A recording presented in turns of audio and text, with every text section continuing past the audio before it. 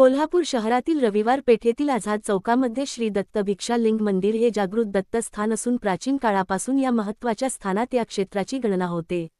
माध्यान्हकाळी श्री दत्तप्रभू इथेच जगदंबेकडून भिक्षा ग्रहण करतात।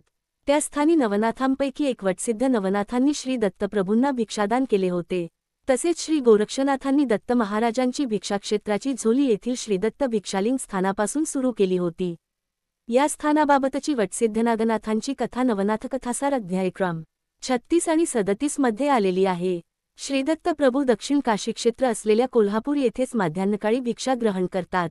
या स्थानी श्री गोरक्षनाथांनी श्री समर्थ रामदास स्वामींना कुबडी प्रदान केली होती।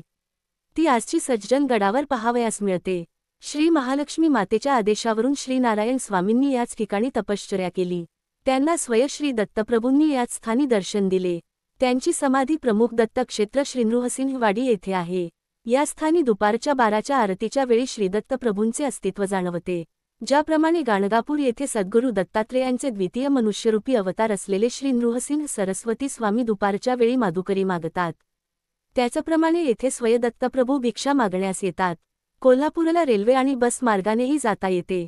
संपूर्ण महाराष्ट्रातून कोल्हापूरला जाण्यासाठी बसेस मिळतात। श्री गुरुदेव दत्त।